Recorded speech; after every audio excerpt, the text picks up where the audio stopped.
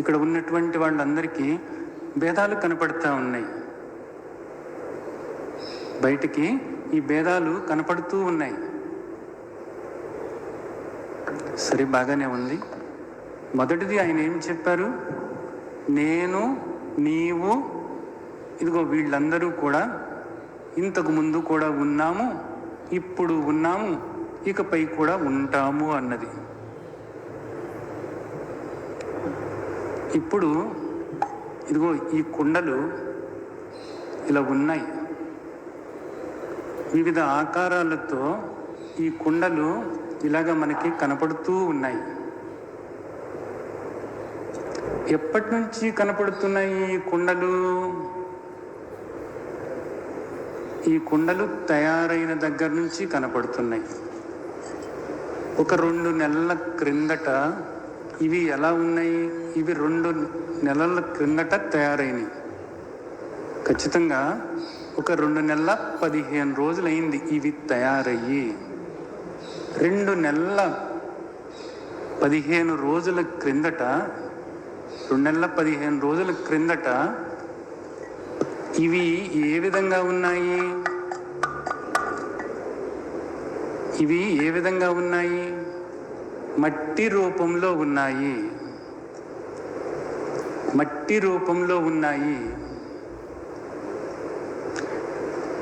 ఇప్పుడు ఇదిగో మనకు ఇలాగా కనపడుతున్నాయి. ఇదేమో కుండ అంటున్నాము, ఇదేమో చిన్న పాత్ర అంటున్నాము, ఇదేమో ఒక బేసిన్ అంటున్నాము. ఇలాగా రకరకాల పేర్లు మనం పెట్టుకున్నాం వీటికి. ఇప్పుడు మనకి ఇది కుండగా కనపడుతున్నటువంటిది ఏమిటిది? కేవలము మట్టి మాత్రమే. కేవలము మట్టి కాక ఇక్కడ మీకు మరి ఇంకొకటి ఏదైనా కనపడుతున్నదా? మీరు ఎంత పరిశీలన చేసినప్పటికీ కూడా మీకు ఇంకోటి కనపడదు. కానీ మన దృష్టి దేని మీదకు వెళుతుంది? మట్టి మీదకు వెళ్ళటం లేదు. దేని మీదకు వెళుతుంది? ఇది పెద్ద కుండ, ఇది గట్టిగా ఉన్న కుండ, ఇది కొంచెం చిన్న కుండ, ఇది ఒక చిన్న పాత్ర, ఇది ఒక చిన్న గ్లాసు అని వీటిని చూస్తున్నాము. వీటి అందచందాలను చూస్తున్నాము. ఇది బాగుందా బాగోలేదా అని చూస్తున్నాము. ఇది పెద్దదా చిన్నదా అని చూస్తున్నాము. ఇది ఓటిదా గట్టిదా అని చూస్తున్నాము. కానీ ఇవన్నీ కూడా కేవలము మట్టితోనే తయారైనాయి. ఇవన్నీ కూడా మట్టి కాక మరేది లేదు. ఇవి తయారవ్వక ముందు నిజానికి ఏ విధంగా ఉన్నాయి? ఇవి మట్టిగానే ఉన్నాయి. ఇప్పుడు ఏ విధంగా ఉన్నాయి? ఇప్పుడు కూడా మట్టిగానే ఉన్నాయి. ఇక ఇది పగిలిపోతే ఏ విధంగా ఉంటుంది? ఇది మట్టిగానే ఉంటుంది.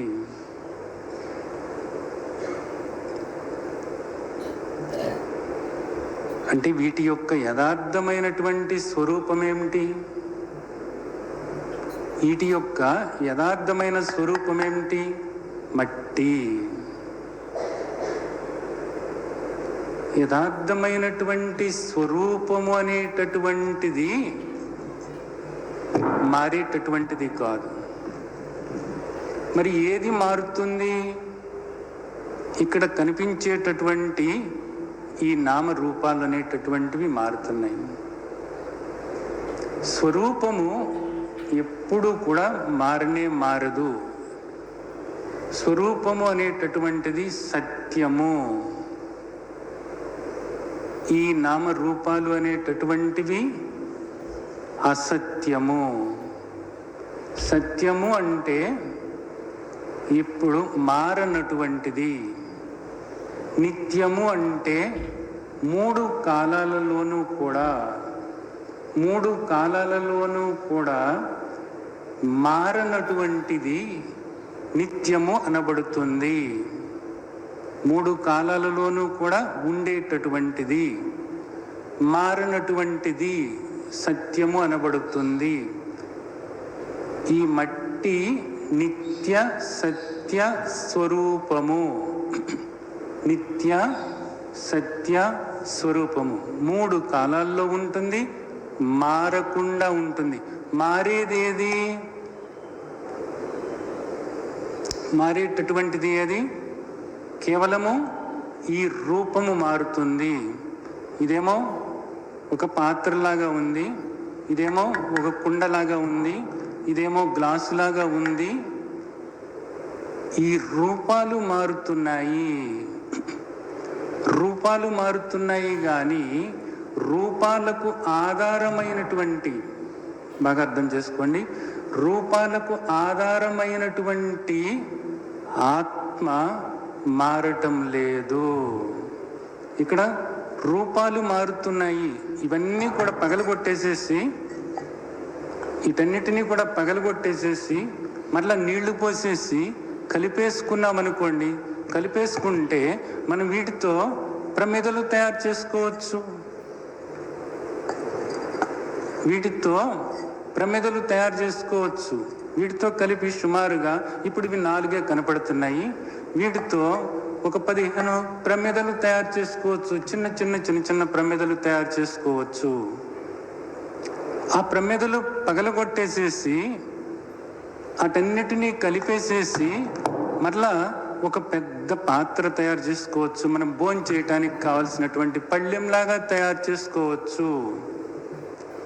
కానీ నువ్వు ఇలా కుండలాగా చూసినా, ప్రమిదలాగా చూసినా, ఒక పెద్ద పళ్ళెంలాగా చూసినా, ప్రమిదల్లాగా చూసినా, ఏది నువ్వు చూసినా పైన అది రూపము.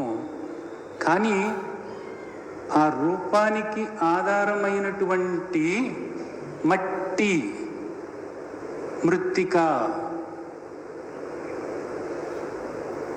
ఇది మారదు. ఇది ఎప్పుడూ మారదంతే. రూపం ఉండవచ్చు, రూపం ఉండకపోవచ్చు. ఇది కూడా బాగా అర్థం చేసుకోండి. రూపం ఉండవచ్చు, రూపం ఉండకపోవచ్చు. మృత్తిక శాశ్వతం, కుండ అశాశ్వతం. మృత్తిక నిత్యము, కుండ అనిత్యము. మృత్తిక సత్యము, కుండ అసత్యము. ఒక్కసారి ఇలా ఉంటుంది, ఒక్కొక్కసారి ఉండదు. అలా పడేస్తే అయిపోయినట్లేది, అంతే. బుద్భుత ప్రాయం అంటారు, అంతే. గాలి బుడగ లాంటిది అన్నమాట, నీటి బుడగ లాంటిది ఇది. ఒక్కసారి ఇక్కడి నుంచి పడేస్తే ఏమైంది? ఇది కుండ కనపడదు, మనకేం కనపడుతుంది? మట్టి కనపడుతుంది, అంతే. ఇలా ఒక్కసారి ఉండి మరోసారి ఉండనటువంటి దాన్ని ఏమన్నారు అంటే మిథ్య అన్నారు. అనిత్యమైనటువంటిది ఇది మిథ్య, ఇది సత్యం కాదు, ఇది అసత్యమై ఉంది. ఇప్పుడు ఇక్కడ పరమాత్మ ఏం చెప్తున్నారు? ఇదే విషయాన్ని చెప్తున్నారు పరమాత్మ. ఏమని చెప్తున్నారు? నేను ఆత్మస్వరూపాన్ని, నువ్వు ఆత్మస్వరూపాన్ని, వీళ్ళందరూ కూడా ఆత్మస్వరూపాలే. ఈ దేహాలు మధ్యలో వస్తూ ఉంటాయి, పోతూ ఉంటాయి. దేహాలు మధ్యలో వస్తూ ఉంటాయి, పోతూ ఉంటాయి, అంతే.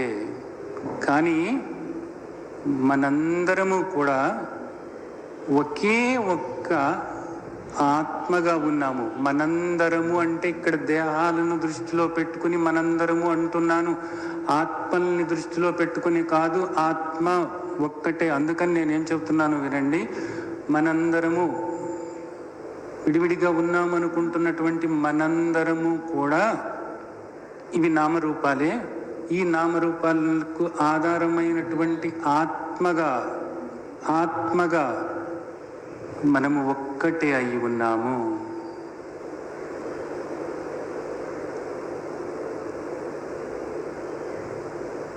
ఆత్మగా ఒక్కటే అయి ఉన్నాము. ఇది ఏకాత్మ భావన,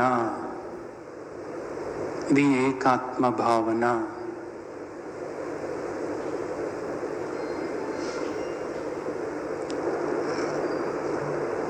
అంటే మరి ఈ దేహాలకు పరిమితమై ఉన్నామా?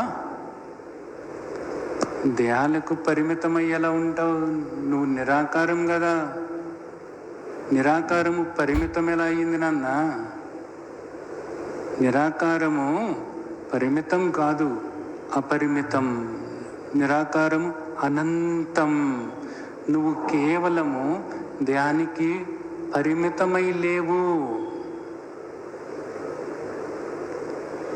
ఎప్పుడైతే నీవు నిరాకారమయ్యావో, ఎప్పుడైతే నీవు జనన మరణాలకు అతీతమైనటువంటి అవ్యక్తమైనటువంటి నిరాకార స్వరూపమైనటువంటి ఆత్మవు అని నీవు తెలుసుకున్నావో, అప్పుడు నువ్వు సర్వవ్యాపకమై ఉన్నావు.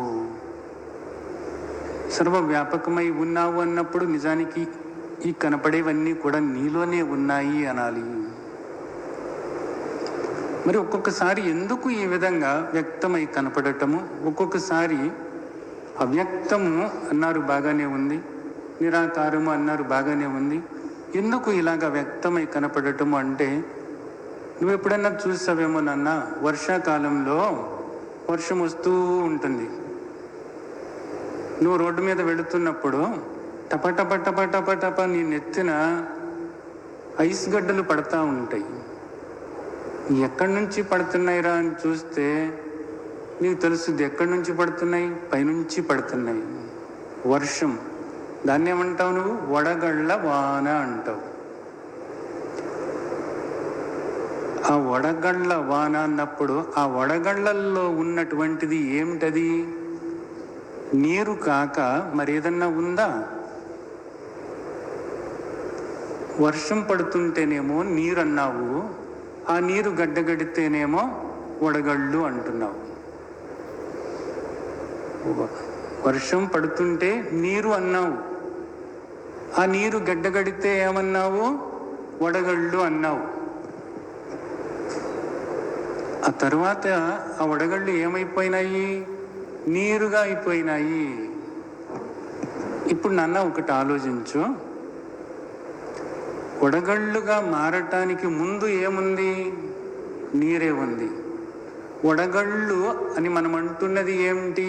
అది నీరే. ఆ వడగళ్ళు కరిగిపోయినప్పుడు ఉండేది ఏమిటి? అది నీరే. కాబట్టి ఎప్పుడు ఉండేటటువంటిది ఏది? నీరే. నీరు కాక మరేది లేదు.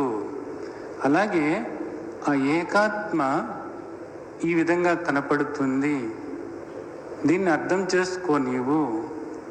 మనమందరము కూడా ఏకాత్మ స్వరూపులై ఎప్పుడూ కూడా ఉన్నాము. ఇంతకు ముందు ఉన్నాం, ఇప్పుడు ఉన్నాం, ఇకపై కూడా ఉంటాము.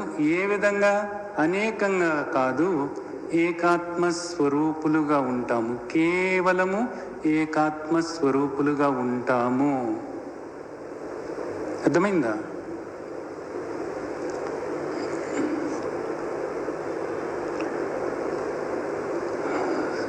సరే, ఇప్పుడు ఇది సత్యమేమిటో ఇక్కడ చెప్పారు ఈ శ్లోకంలో. అర్జునుడికి ఇదంతగా అర్థం కాలేదు. అంటే ఇదంతా చెప్పారు, కుండ అన్నారు, మట్టి అన్నారు, నీళ్ళు అన్నారు, వడగళ్ళు అన్నారు. ఇక్కడేమో విడివిడిగా ఇలా కనపడుతున్నాము. నాకు తెలిసినంత వరకు నేను దేహం అనుకున్నాను, కాకపోతే వీళ్ళు చెప్పిన దాన్ని బట్టేమో నేను జీవుడిని అనుకున్నాను. మీరేమో నువ్వు దేహము కాదు, జీవుడివి కాదు, అసలు ఆత్మవు అంటున్నారు. పైపెచ్చేమో మీరు పరమాత్మ, మీతో సమానంగా నన్ను కూడానేమో నువ్వు ఉంటావు అన్నారు. పోనీ ఆయనతో పాటు సమానంగా నేను ఉంటానేమోలే అనుకుంటే అసలు నాకు నీకు భేదమే లేదు అంటున్నారు. ఇవన్నీ కూడా నాకు కొంచెం కష్టంగా ఉన్నాయి తండ్రి. ఏదో ఇదంతా ఒక్కసారిగా నేను అర్థం చేసుకోలేకపోతున్నాను.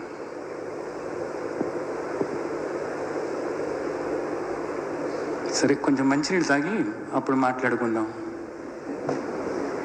నువ్వు ఇదంతా విన్నావు కదా. ఇప్పుడు నేను చెప్పినంత విని నువ్వేం కంగారు పడొద్దు. ఉన్నదేదో నీకు చెప్పాను. ఎప్పటికైనా నువ్వు అక్కడికి రావాల్సిన వాడివి. ఇప్పుడిప్పుడు నీకు అర్థం కాలేదనో,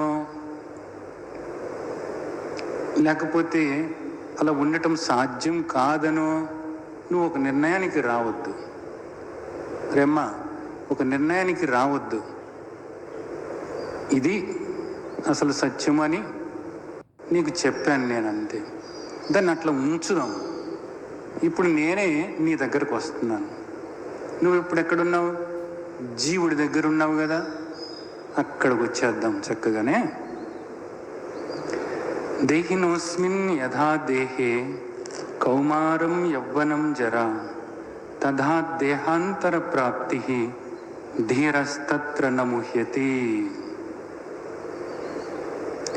నెమ్మదిగా నీ దగ్గరకు వచ్చి నెమ్మదిగా తీసుకెళ్తానే, తడబడకుండా నీ చేయి పట్టుకుని నెమ్మదిగా తీసుకెళ్తాను.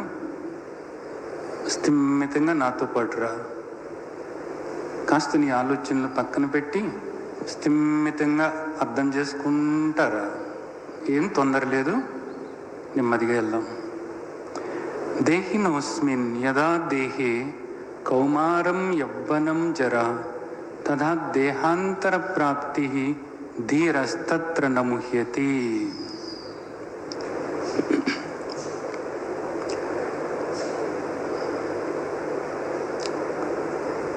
దేహి అన్న మాట ఒకటి ఇక్కడ మాట్లాడుతున్నారు. ఎవరు దేహి అంటే,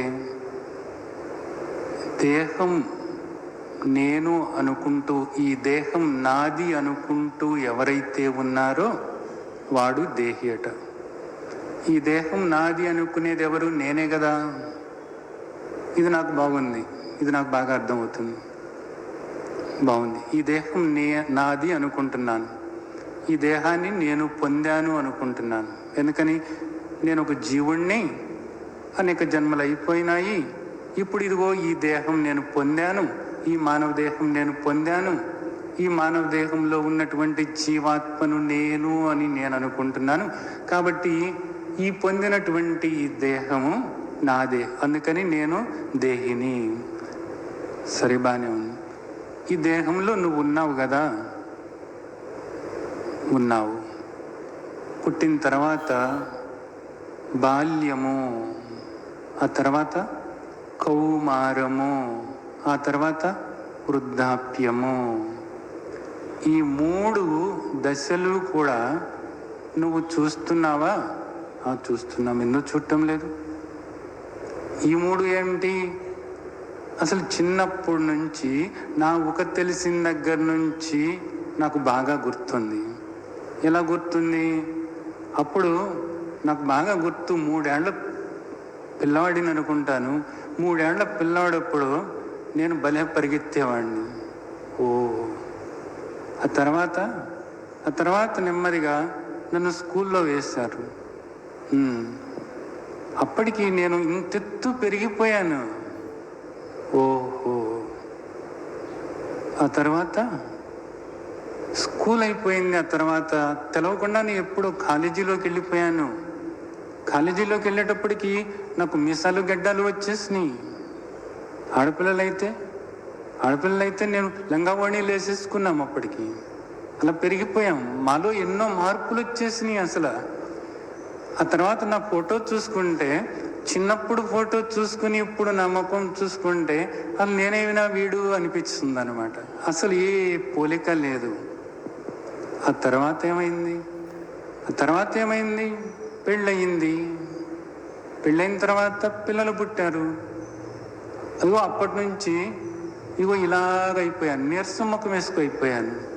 బాధలు వచ్చినాయి కదా, ముఖమేమో ఇలా ముడుసుకుపోయింది. అంతకుముందు అసలు ఎప్పుడు నవ్వుతూ ఉండేవాడిని చక్కగా. ఇప్పుడు ఇలా అయిపోయాను.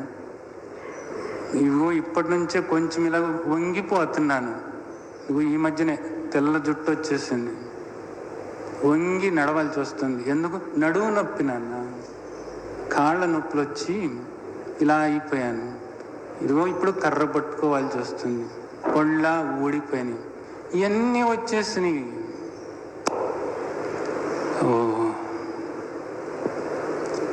చిన్నప్పుడు 3 ఏళ్ళప్పుడు నుంచి నీకు గుర్తుంది కదా, అప్పుడు ఉన్నది నువ్వేనా?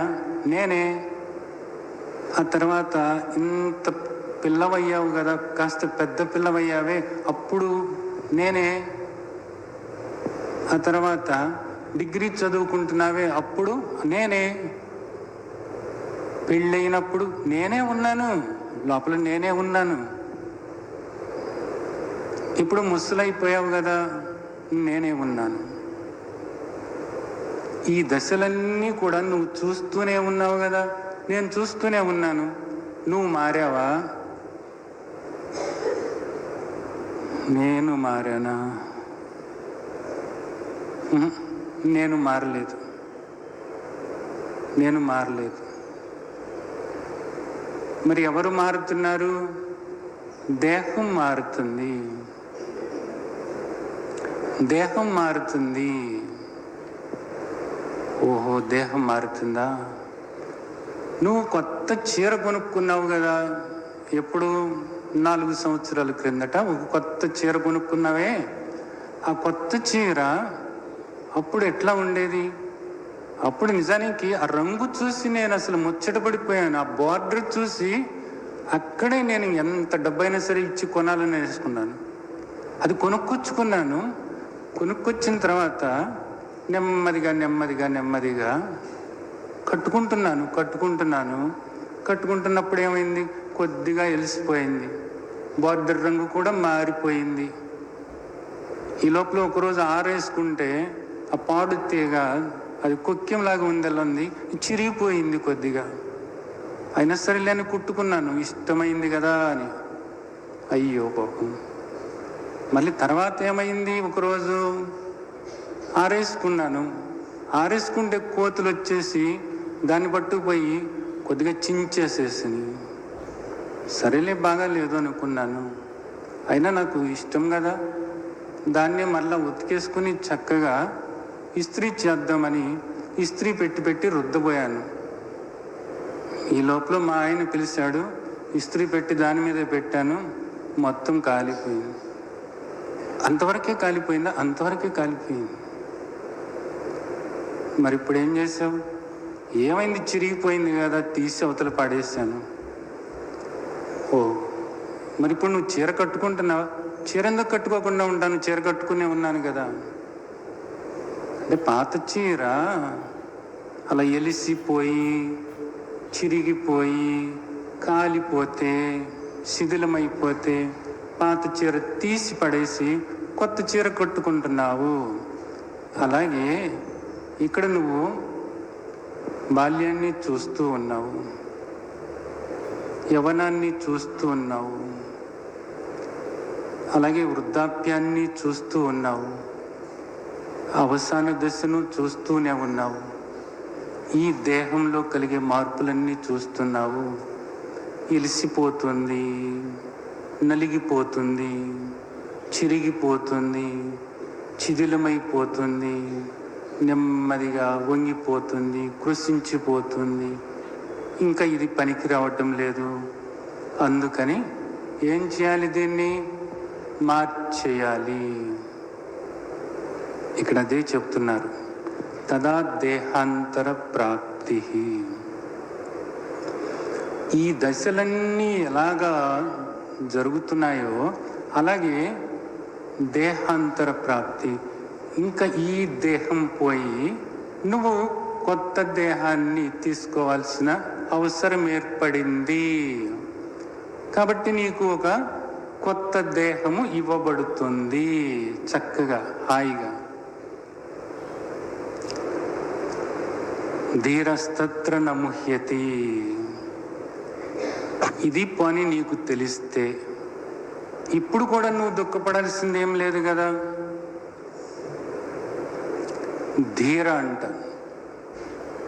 ధీరుడవైతే, నీవు చెలించనటువంటి వాడివైతే, ఇక్కడ గుర్తుంచుకోవాలి, ఈ మార్పులన్నీ కూడా నువ్వు చూస్తూ ఉండి నువ్వు చెలిస్తున్నావా, చెలించకుండా ఉంటున్నావా?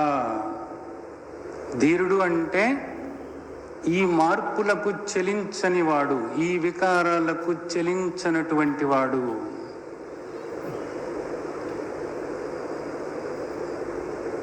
చీర కొనుక్కున్నప్పుడే నీకు తెలవాలి. ఏమని తెలవాలి?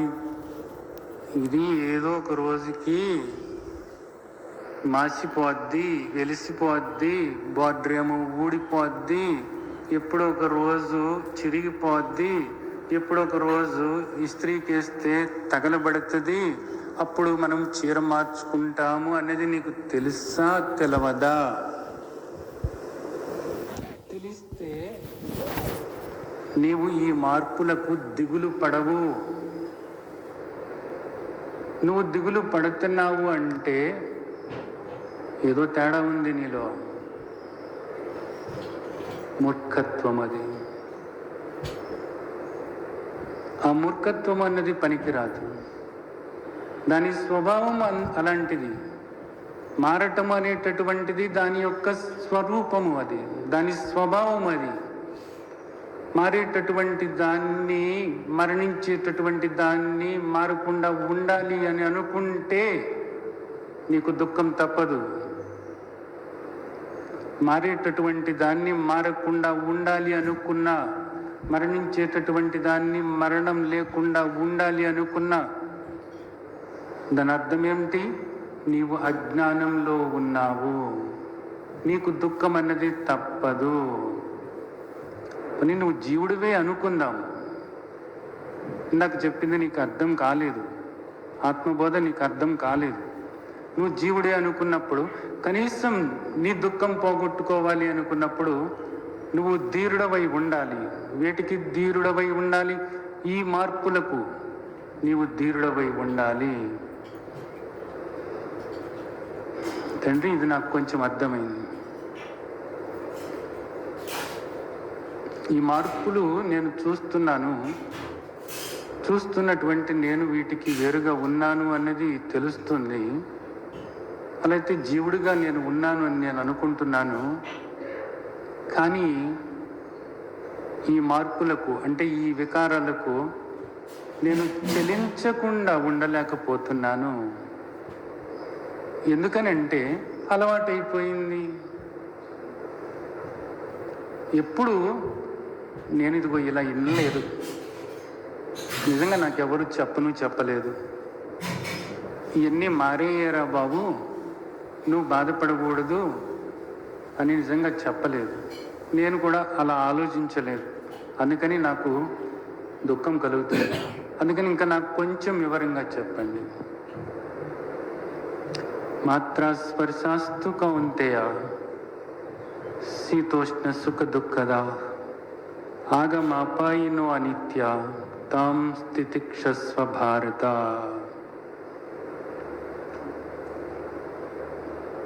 అద్భుతమైనటువంటి శ్లోకం. మాత్రా స్పర్శాస్తు కౌంతేయ శీతోష్ణ సుఖ దుఃఖద ఆగమ అపాయినో అనిత్య తం తితిక్షస్వ భారత. మాత్రలు అంటే ఏమిటి అంటే కొలిసేటటువంటివి. మాత్రలు అంటే కొలిసేటటువంటివి. ప్రమాణము అంటారు. ప్రమాణము, కొలిసేటటువంటివి.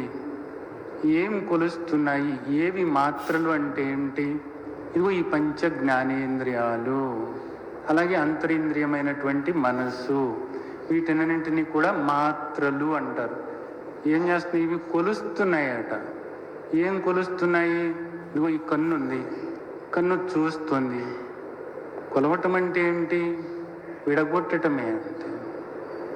కొలవటం అంటే విడగొడుతూ ఇది ఇలాగా, ఇది ఇలాగా, ఇది ఇలాగా, ఇది ఇలాగా అని విడగొట్టటమే కొలవటం అంటే. ఏ లెక్కకు ఆ లెక్క తేల్చటమే కొలవటం అంటే.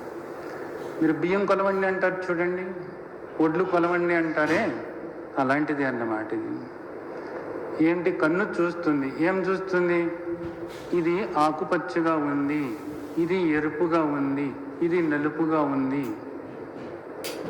చెవి వింటుంది, ఈ శబ్దం బాగుంది, ఈ శబ్దం బాగాలేదు, ఇది వినసొంపుగా ఉంది, అబ్బో ఇది మహా దారుణంగా ఉంది, చెవులు బద్దలవుతాయి అన్నట్లుగా ఉంది.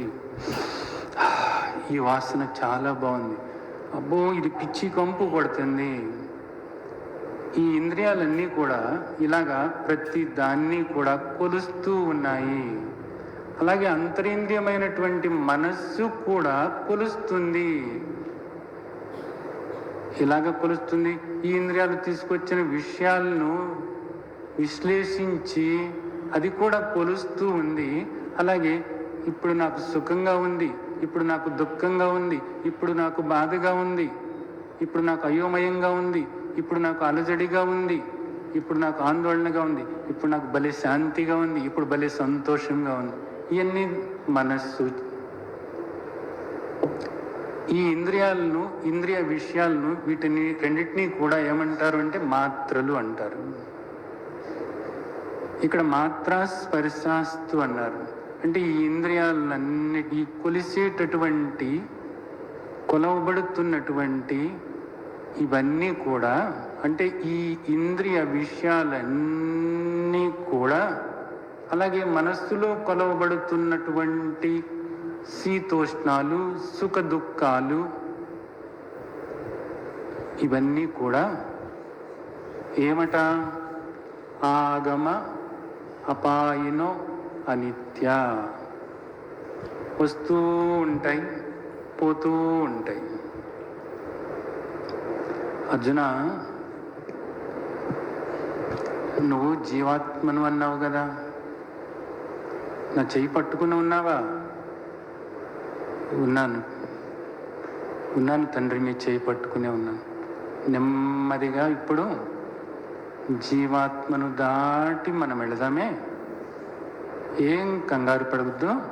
నెమ్మదిగా జీవాత్మను దాటి నీవు ఆత్మగా ఉన్నావు అని తెలుసుకోవటానికి నెమ్మదిగా ప్రయత్నం చేద్దాం. చక్కగా చూడు, నెమ్మదిగా వినే. ఏమిటి ఇవన్నీ? ఏమవుతున్నాయి? ఆగమ అపాయినో అనిత్య.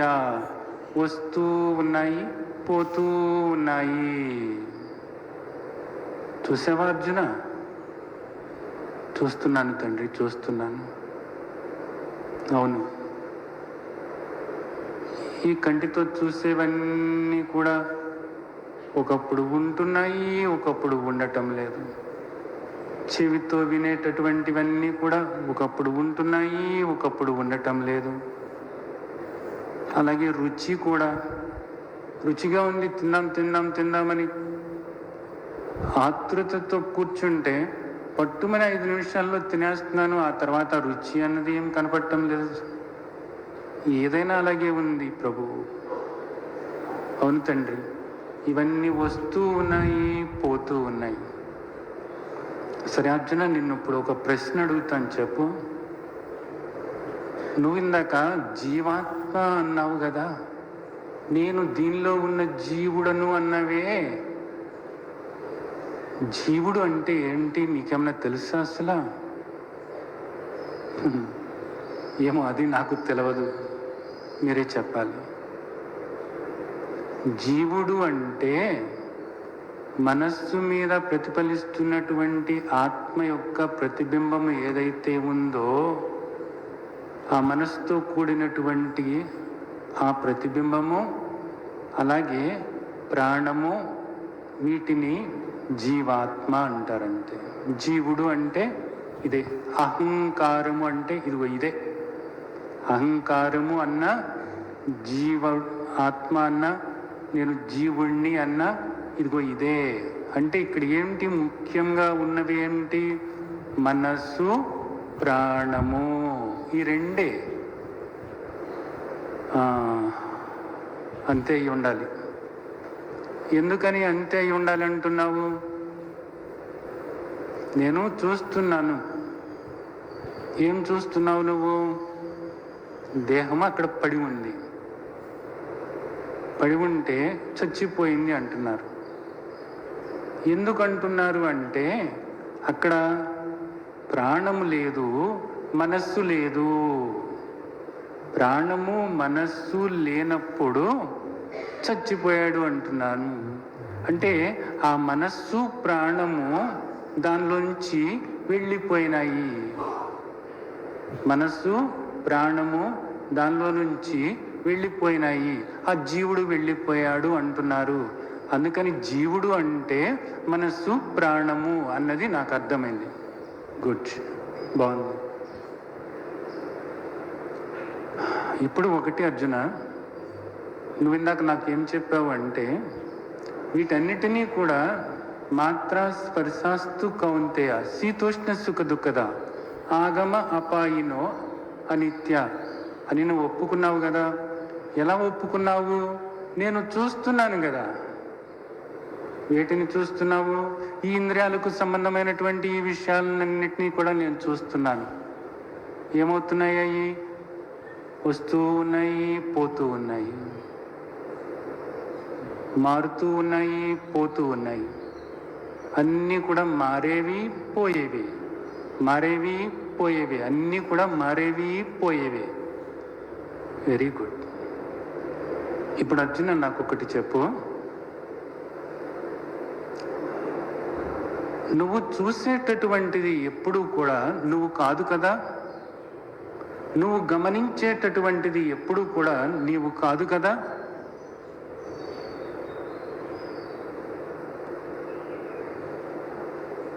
ఈ చెంబు నేను గమనిస్తున్నాను, నేను ఈ చెంబును కాదు కదా. నేను ఈ పాత్రను గమనిస్తున్నాను, ఈ పాత్ర నేను కాదు కదా. ఈ పాత్రకు నేను వేరై ఉన్నాను కదా. ఇది ముఖ్యమైనటువంటి విషయం, బాగా గుర్తుంచుకోండి. ఎప్పుడు కూడా నీ చేత గమనించబడేటటువంటిది ఎప్పుడూ కూడా నీవు కాదు. ఇది గట్టిగా మీకు మేక్ కొట్టినట్టు ఇంకా ఊడిపోకూడదు. అది అంతే కాంక్రీట్ అయిపోవాలి. మీ చేత గమనించబడేటటువంటిది ఎప్పుడు ఎప్పుడు ఎప్పుడు ఎప్పుడు ఎప్పుడు ఎప్పుడు కూడా మీరు కాదు. మరి అర్జున, ఇప్పుడు ఏమన్నావు? ఇవన్నీ కూడా మారుతున్నాయి అన్నావు కదా. నా చేత గమనించబడుతున్నాయి, నేను గమనించి మీకు చెబుతున్నాను అంటున్నావు కదా.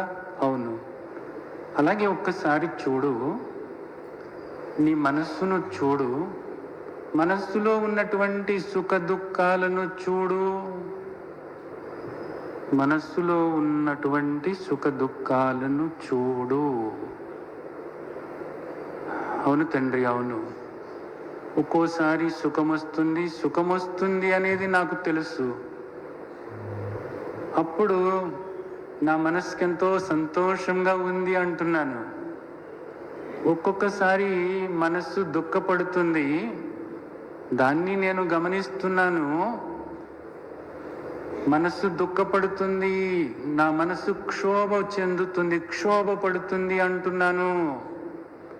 మనస్సుని నేను గమనిస్తున్నాను, మనస్సుని నేను గమనిస్తున్నాను. శీతోష్ణాలను గమనిస్తున్నాను, సుఖ దుఃఖాలను గమనిస్తున్నాను, అలజడి చెందుతున్న మనస్సును గమనిస్తున్నాను, ఆలోచనలతో ఉన్న మనస్సును గమనిస్తున్నాను, ఆలోచనలు ఆగిన మనస్సును గమనిస్తున్నాను, అశాంతితో కూడిన మనస్సును గమనిస్తున్నాను, అలజడితో కూడిన మనస్సును గమనిస్తున్నాను, సంతోషంగా ఎగురుతున్న మనస్సును గమనిస్తున్నాను.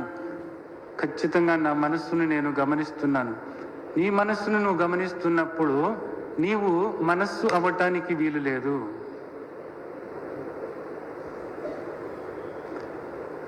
మనస్సును నీవు గమనిస్తున్నాను అన్నావు, గమనించబడేటటువంటి నీ మనస్సు నువ్వు అవ్వటానికి వీలు లేదు.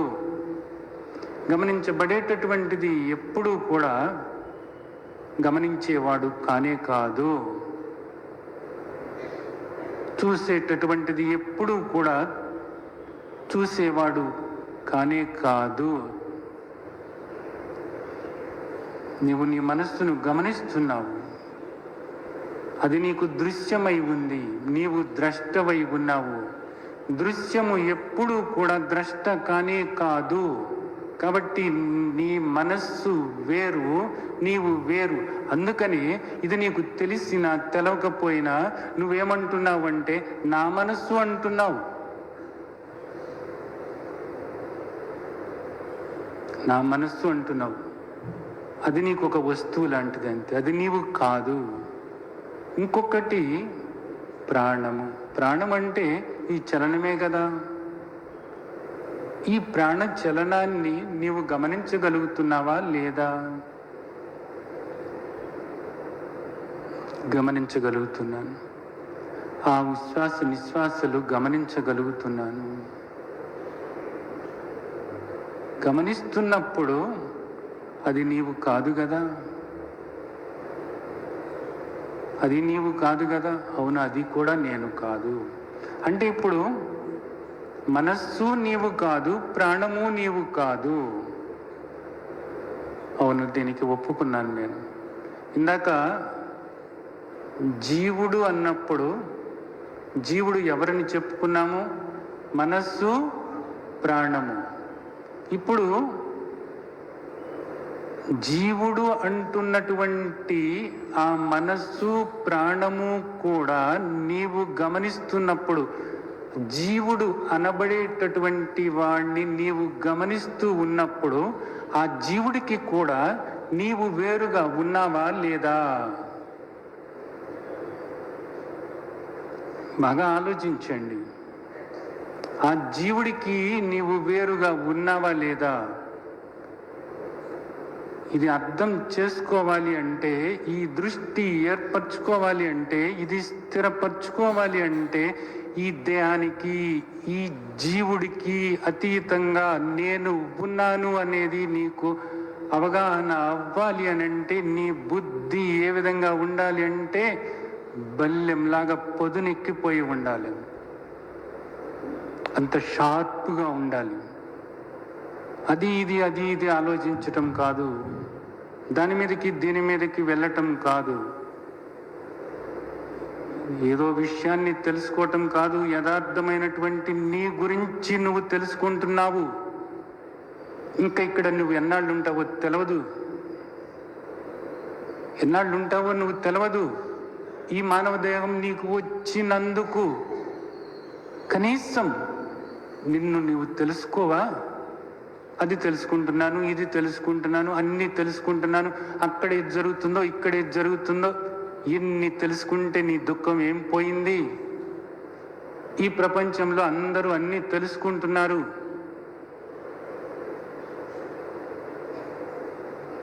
దుఃఖం పోయిందా? అశాంతి పోయిందా?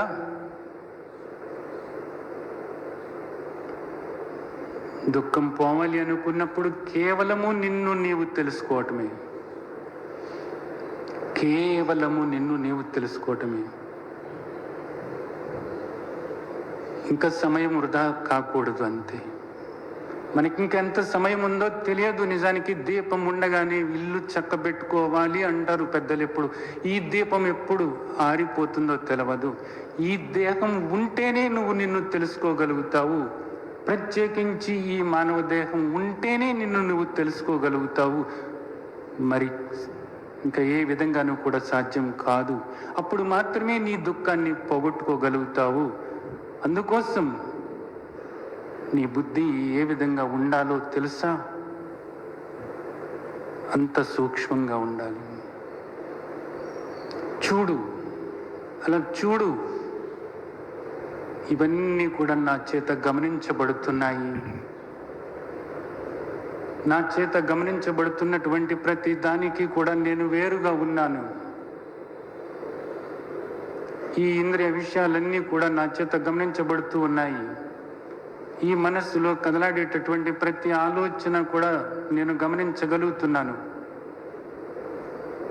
అలజడి, ఆందోళన, అశాంతి, బాధ, భయము అన్నీ కూడా నేను గమనించగలుగుతున్నాను.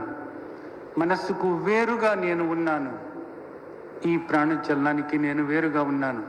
అంటే ఈ దేహంతో సంబంధం లేకుండా ఈ దేహంలో ఉన్నటువంటి ప్రతి దాన్ని కూడా నేను గమనించగలుగుతున్నాను.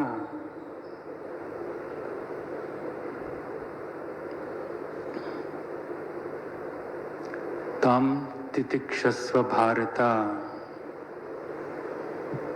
తితిక్ష అంటే ఓర్పు, సహనం.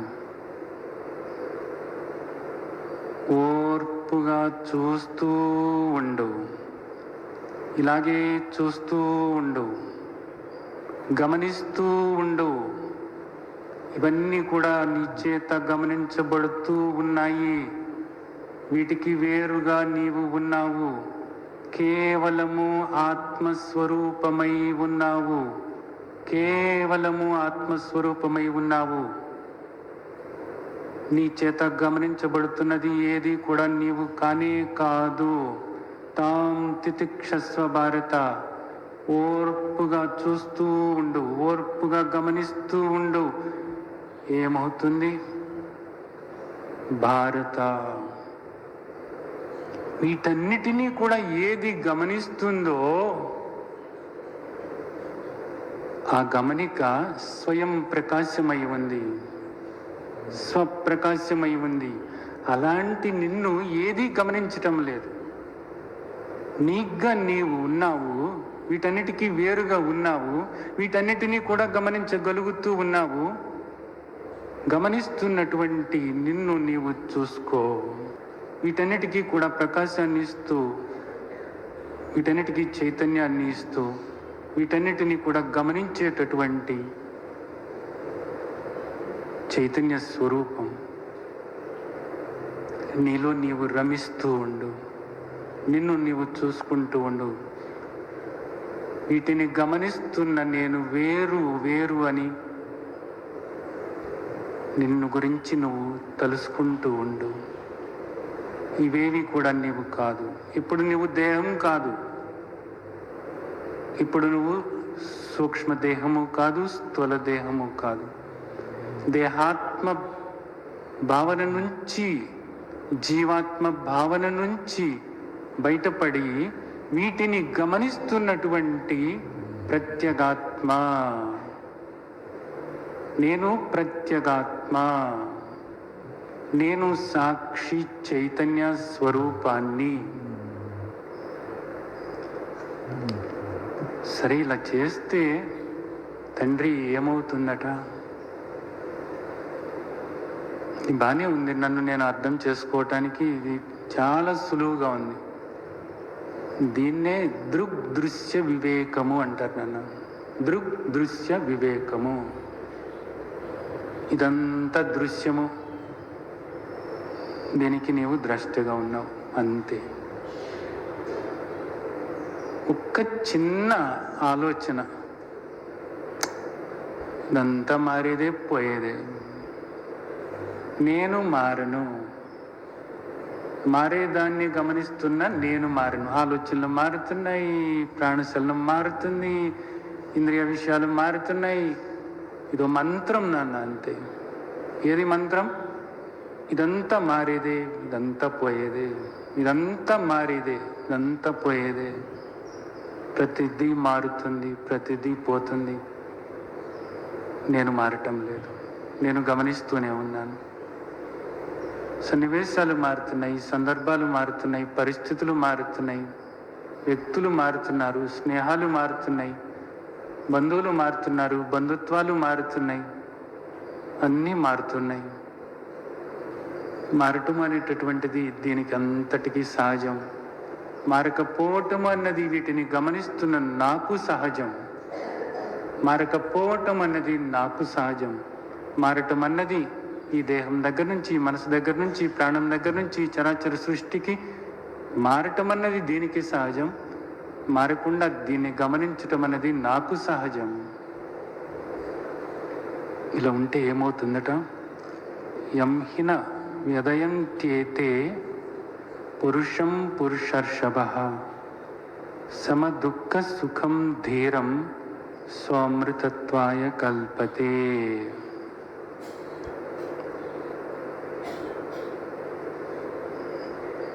ఈ సుఖ దుఃఖాలు,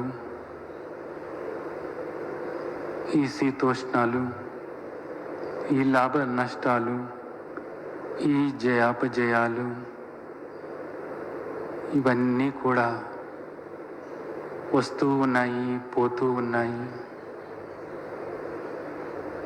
వీటన్నిటినీ కూడా గమనిస్తున్నటువంటి నేను ఈ దేహానికి అతీతంగా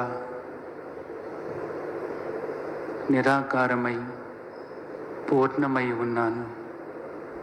ఎందుకంటే ఈ దేహాన్ని నేను కాదు అనుకున్నప్పుడు,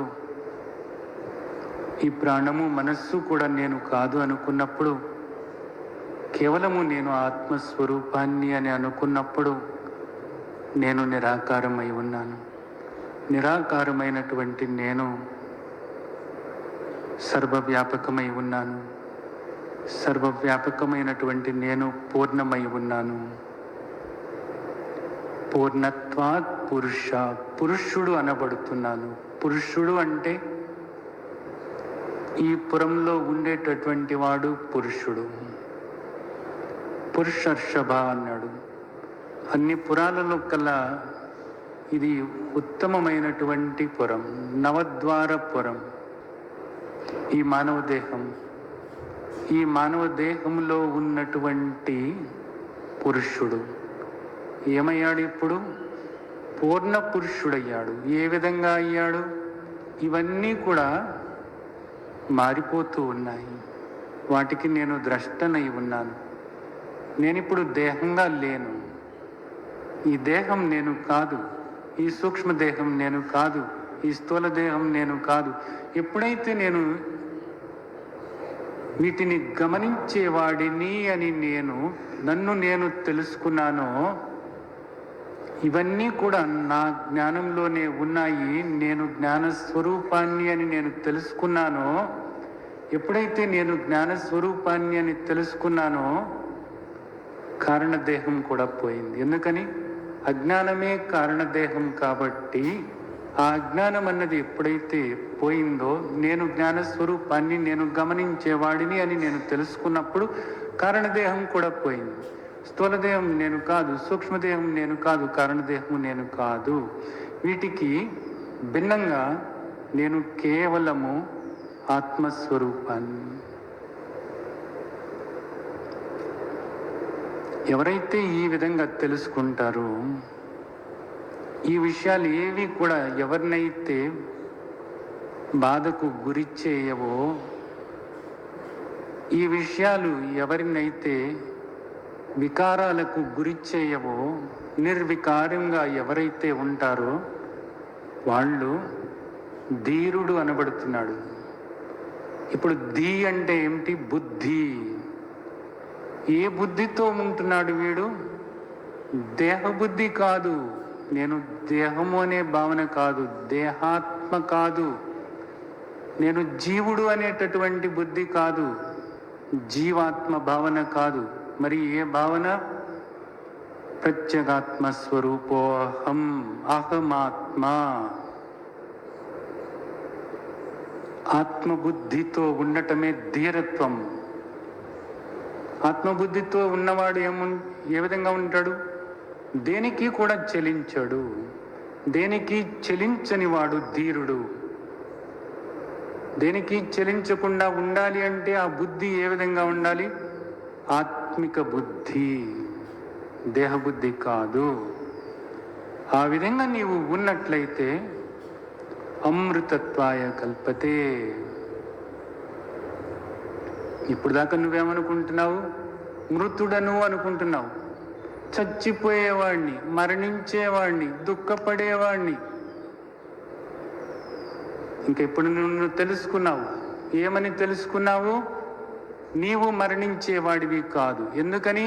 నీవు దేహం కాదు, నీవు జీవాత్మ కాదు, నీవు నిరాకారమై ఉన్నావు. నిరాకారమై ఉన్నటువంటి నీవు మరణించేవాడివి కాదు, నీవు మృతుడవు కాదు, నీవు అమరుడవు. నీవు అమరుడవై ఉన్నావు. నీవు ముక్తుడవై ఉన్నావు. యథార్థంగా నీవు నిత్య ముక్త స్వరూపమే. కానీ తెలుసుకోలేకపోయావు. ఎందుకని? అజ్ఞానం వల్ల. ఏమిటి అజ్ఞానం? ఇప్పుడు దాకా నేను దేహమనో జీవుణ్ణనో అనుకుంటున్నావు. ఇదిగో ఇదంతా చెప్పటానికి నీకు ఒక సద్గురువు కావాలి. నీవిప్పుడు ఒక సద్గురువుని ఆశ్రయించావు కదా. ఏమన్నావు? శిష్యస్తేహం శాది మాం త్వం ప్రపన్నం అన్నావు కదా. అంతకుముందు నీకు గురువులు ఉన్నారు. దేని గురించి చెప్పారు? దేహం గురించి చెప్పారు, దేహం బాగోగుల గురించి చెప్పారు. అలాగే జీవుడిగా నువ్వు ఏం చేస్తే నీకు పుణ్యం వస్తుందో, నువ్వు స్వర్గానికి వెళ్తావో, దాన ధర్మాలు యజ్ఞ యాగాది క్రతువులు ఎలా చేయాలో చెప్పారు. కానీ యథార్థమైనటువంటి నీ గురించి తెలుసుకోవాలి అనుకున్నప్పుడు నీకు సద్గురువు కావాలి. నీవిప్పుడు సద్గురువుని శరణు వేడావు కాబట్టి, శాదిమాం త్వం ప్రపన్నం అన్నావు కాబట్టి, ఇదిగో ఇప్పుడు నీవు తెలుసుకున్నావు. ఏది తెలుసుకున్నావు? నీవు అసలు మరణించేవాడివి కాదు అని తెలుసుకున్నావు. ఈ దృష్టి ఏర్పరచుకో. ఈ దృష్టి ఏర్పరచుకొని నిరంతరము కూడా నేను ద్రష్టనై ఉన్నాను, నేను గమనించేవాడినై ఉన్నాను. మనసులో ఆలోచనల దగ్గర నుంచి వీటన్నిటినీ కూడా, ఈ ఇంద్రియ విషయాలన్నిటినీ కూడా నేను గమనించేవాడినై ఉన్నాను. కేవలము నేను గమనికనై ఉన్నాను. ఇవన్నీ కూడా నా చేత గమనించబడుతున్నాయి. ఈ గమనించబడుతున్నటువంటివన్నీ కూడా మారుతూ ఉన్నాయి, మరణిస్తూ ఉన్నాయి. ఇదంతా మారేది, పోయేది. వీటిని గమనిస్తున్నటువంటి నేను ఏ మార్పు లేని నిత్యుడనై ఉన్నాను.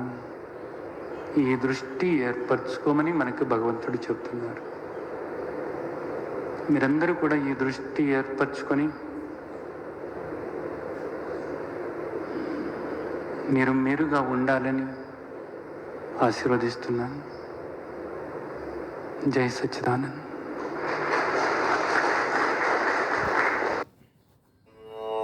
విద్యతే సతః ఉభయోరపి దృష్ట్వంతః తనయోస్తత్వదర్శిభిః నా అసతో విద్యతే భావో నా భావో విద్యతే సతః ఉభయోరపి దృష్ట్వంతః తనయోస్తత్వదర్శిభిః. ఇది ఇక్కడ చెప్తున్నటువంటి విషయం. అసత్ అంటే లేనిది, భావ అంటే ఉనికి, లేని దానికి ఉనికి నా విద్యతే లేనే లేదట. లేని దానికి ఉనికి లేనే లేదు. సరే, బాగానే ఉంది. అలాగే సతః అభావ అంటే ఉన్నదానికి లేమి అనేటటువంటిది లేనే లేదు.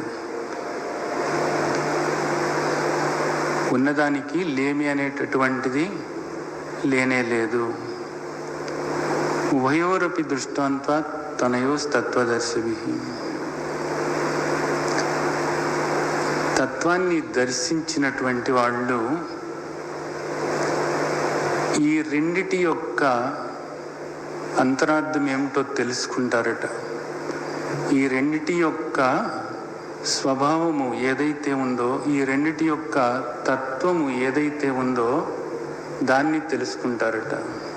ఇది ఇక్కడ ఈ శ్లోకం. ఇది నెమ్మదిగా అర్థం చేసుకోవాల్సినటువంటి శ్లోకం. ఎందుకంటే గీత హృదయము అనవచ్చు, వ్యాస హృదయము అనవచ్చు. దీన్ని సరైన రీతిలో మనం అర్థం చేసుకోవాలి. నాసతో విద్యతే భావో,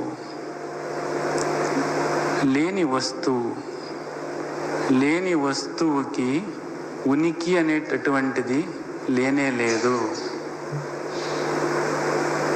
అంటే లేని వస్తువు లేనే లేదు, దానికి ఎగ్జిస్టెన్స్ లేదు.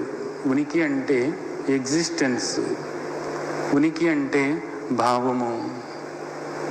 లేని వస్తువుకి ఉనికి, ఎగ్జిస్టెన్స్ లేనే లేదు. బాగానే ఉంది. ఉన్న వస్తువు లేకపోవటం అన్నది లేనే లేదు. దానికి ఎప్పుడు కూడా ఆ ఉనికి, దాని ఉనికి ఉండనే ఉంటుంది. ఇప్పుడు ఈ వస్తువు ఉంది, ఈ వస్తువుకి ఉనికి ఉంది అని అనుకోవాలి. ఉంది, సరే ఇది మనకి కనపడుతుంది కాబట్టి ఇది ఉంది అని అంటున్నాము, బాగానే ఉంది. ఇక్కడ ఇంకొక మాట ఏం చెప్తున్నారంటే లేని దానికి ఉనికి లేనే లేదు. ఈ రెండు బాగానే అర్థమైనవి మనకి, ఏ ఇబ్బంది కూడా లేనే లేదు. ఉన్నది ఎప్పుడు కూడా ఉంటుంది. తెలిగ్గా అర్థం చేసుకోండి. ఉన్నది ఎప్పుడు కూడా ఉంటుంది, అది లేకపోవటం అన్నది లేదు. ఉన్నది ఎప్పుడు ఉంటుంది. లేనిది ఎప్పుడు లేనే లేదు. మనకు అర్థమయ్యేటటువంటి భాషలో లేనిది ఎప్పుడు లేనే లేదు, ఉన్నది ఎప్పుడు ఉంటుంది. ఇది తేలిగ్గానే ఉంది, మనకు అర్థమయ్యింది. ఇప్పుడు తర్వాత ఆయన ఏం చెప్తున్నారు అంటే ఉభయోరపి దృష్టం తత్వనయోస్తత్వదర్శిభి. ఈ రెండిటి గురించి, వాటి తత్వం, ఈ రెండిటి యొక్క తత్వము తెలుసుకోవాలట. ఎవరికి తెలుసుద్ది? ఈ రెండిటి యొక్క తత్వము ఎవరికి తెలుసుద్ది అంటే తత్వదర్శి. ఎవరైతే తత్వాన్ని దర్శించారో, ఎవరైతే జ్ఞానో, అలాంటి జ్ఞానికి మాత్రమే ఈ రెండిటి యొక్క తత్వము అంటుపడుతుందట. తత్వాన్ని దర్శించినటువంటి తత్వదర్శికి, జ్ఞానికి, ఆ మహాత్మునికి మాత్రమే ఈ రెండిటి యొక్క తత్వము తెలుసుద్దట. ఈ రెండిటి యొక్క తత్వము తెలుసుకొని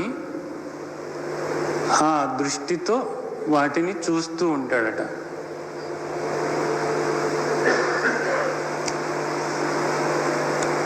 చాలా గమ్మత్తైనటువంటి శ్లోకం.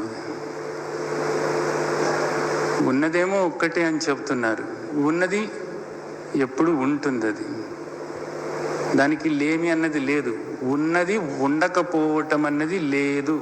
ఉన్నది ఉండకపోవటం అన్నది లేదు, ఎప్పుడు ఉంటుంది. బాగుంది. లేనిది ఉండటం అన్నది లేదు. లేనిది ఉండటం అన్నది లేదు, అది ఎప్పుడు ఉండనే ఉండదు. ఇప్పుడు మన లెక్కలోకి ఎన్ని వస్తాయి చెప్పండి? ఒక్కటే వస్తుంది. ఉన్నది ఏదో ఎప్పుడు ఉంటుంది, అది ఉండకపోవటం అనేది లేదు.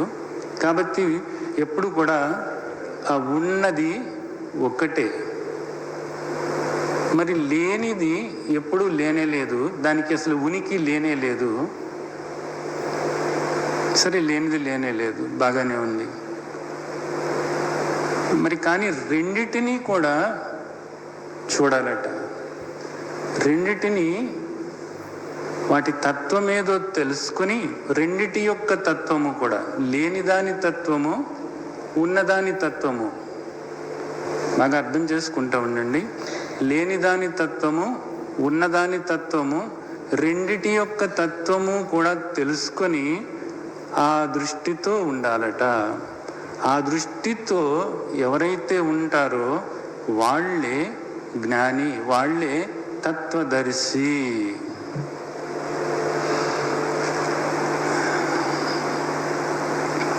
ఇది మనకి బాగా ఆలోచించాల్సినటువంటి విషయం. ఇక్కడ లేనిది లేనే లేదు, ఉన్నది ఎప్పుడు ఉంటుంది. సరే, ఈ లోపల మనం అసలు కొంత మన అనుభవాన్ని గురించి మనం మాట్లాడుకున్నాం. చెట్లు ఎప్పుడైనా వెనక్కు పరిగెడుతూ ఉంటాయా?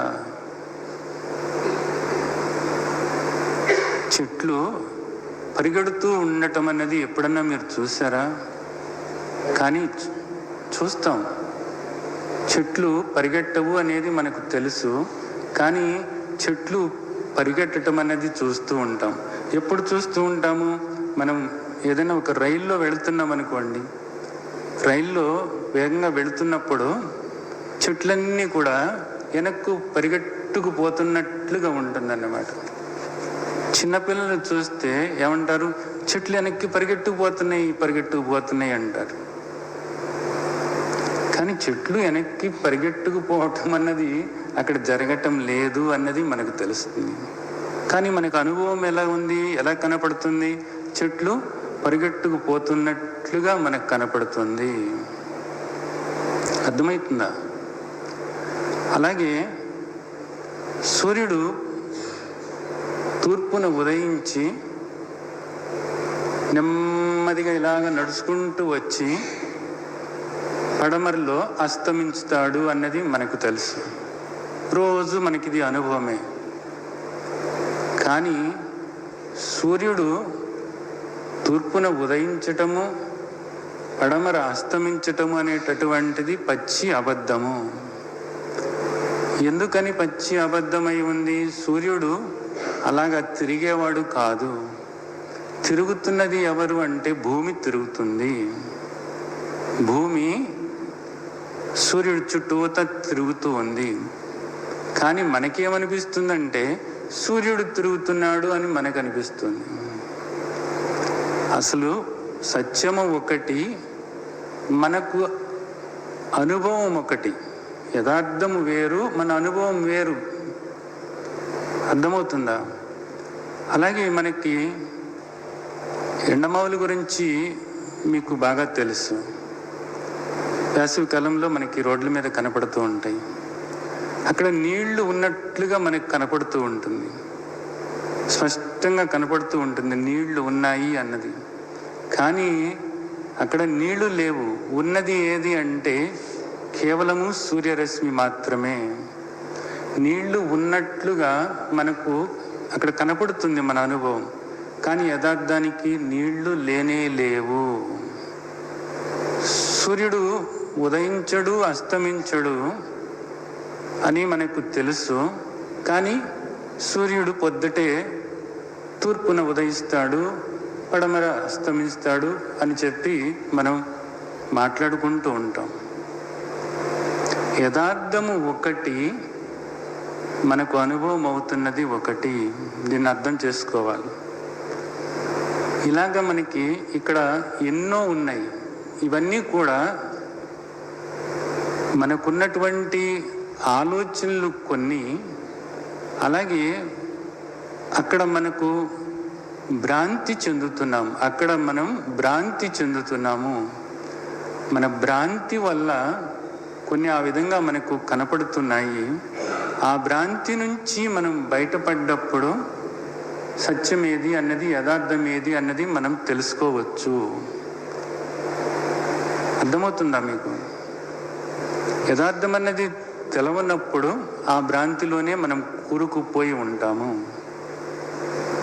సూర్యుడు ఉదయిస్తున్నాడు అనేటటువంటి భ్రాంతితోనే ఉంటాం. కానీ అది సత్యం కాదు.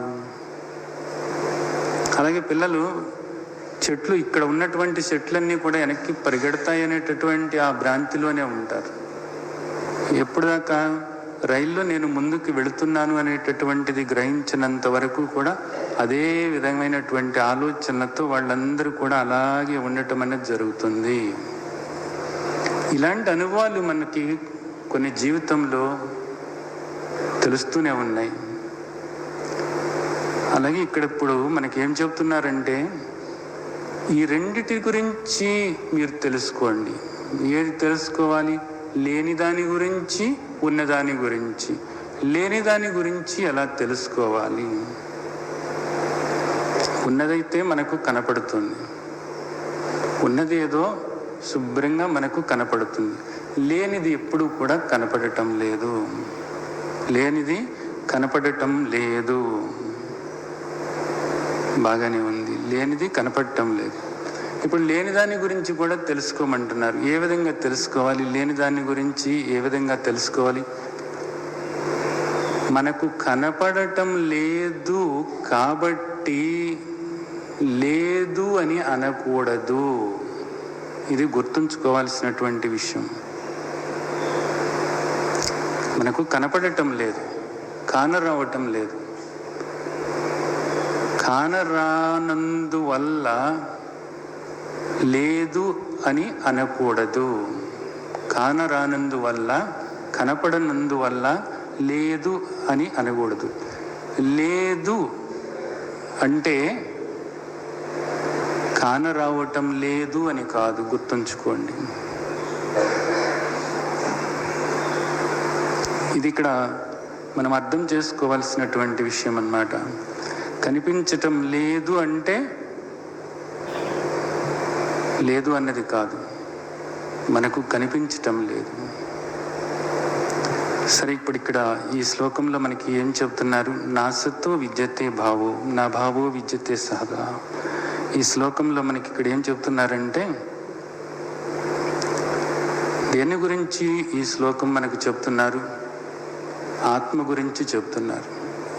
ఆత్మ యొక్క యథార్థమైనటువంటి తత్వము ఏదైతే ఉందో, ఆత్మ యొక్క యథార్థమైనటువంటి తత్వము ఏదైతే ఉందో ఆ తత్వాన్ని మనకు తెలియజేస్తున్నారు. ఆత్మ గురించి లేదా పరమాత్మ అనుకోండి, మీ ఇష్టం, ఏదైనా పర్వాలేదు, ఇబ్బంది ఏం లేదు. ఆత్మతత్వం ఏదైతే ఉందో ఆ తత్వాన్ని తెలుసుకొని ఆ దృష్టితో ఉండమంటున్నారు. తత్వతః తెలుసుకోమంటున్నారు. తనయో తత్వదర్శభి, ఆ తత్వాన్ని దర్శించి ఆ దృష్టితో ఉండమంటున్నారు.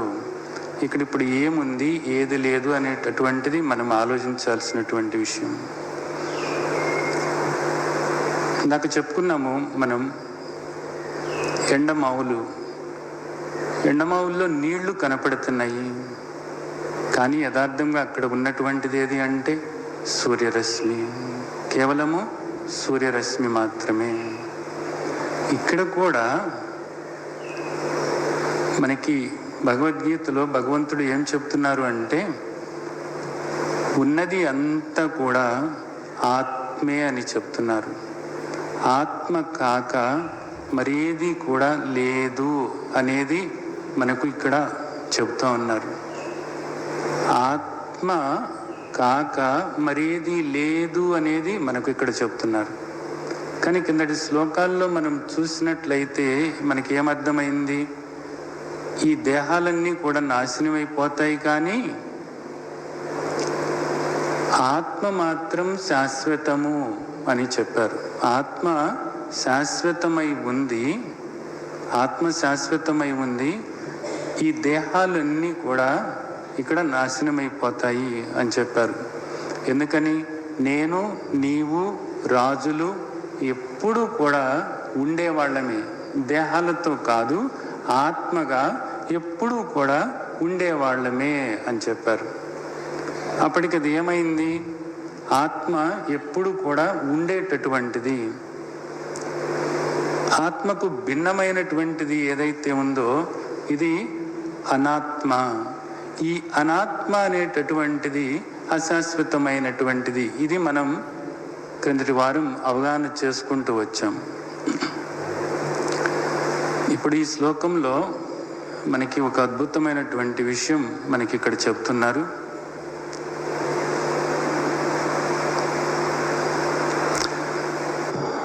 ఇక్కడ మీకు ఈ సీసాలో నీళ్లు కనపడుతున్నాయి, సీసాలో నీళ్లు కనపడుతున్నాయి, చూడండి.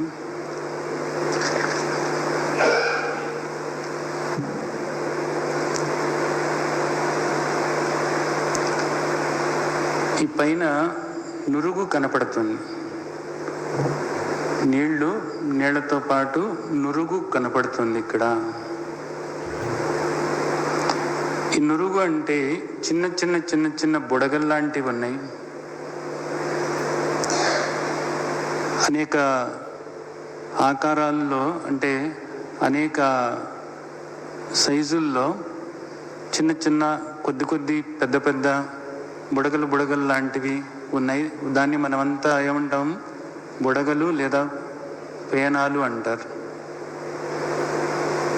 ఇక్కడ మనకి ఇవి రెండు కనపడుతున్నాయి.